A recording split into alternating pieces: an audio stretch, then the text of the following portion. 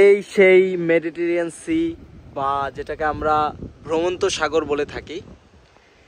আমি জাস্ট এখানে অনেকক্ষণ ধরে দাঁড়াইছিলাম, একটা জিনিস রিয়েলাইজ করতেছি যে আসলে বাঙালিদের মাথার মধ্যে যে কেন ইউরোপের বিষয়টা ঢুকে সেটাই বুঝি না।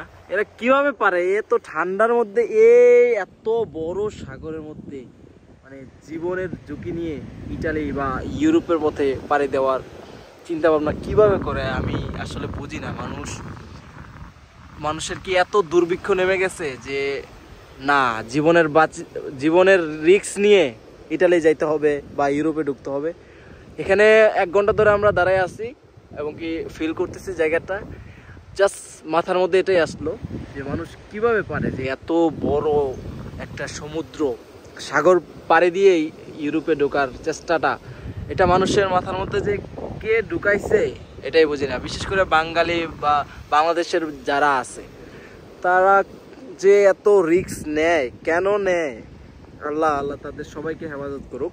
এবং কি এই অবৈধ পথে ইউরোপে ঢোকার যে একটা চিন্তা ভাবনা বা টেন্ডেন্সি বাঙালিদের মধ্যে আছে, এটার জন্য অচিরেই কেটে তারা যেন লিগেল ওয়েতে কেউ যারা স্টুডেন্ট আছে তারা স্টুডেন্ট হিসাবে ইটালিতে ঢোকার বা ইউরোপে ঢোকার ট্রাই করলেই হয়।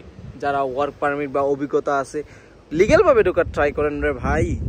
এত বড় সাগর পাড়ে দিয়ে আপনারা যেই মানে জীবনের ঝুঁকি নিয়ে মানে ইউরোপে ঢোকার যে একটা চেষ্টা, আমি এখানে দাঁড়াইছি টেম্পারেচার মনে হয় যে মানে মাইনাসের মতো এরকম ফিল হইতেছে আমাদের কাছে। মানুষ কিভাবে থাকে এই সমুদ্রের মধ্যে 10 দিন 15 দিন 1 সপ্তাহ আমি জানি না।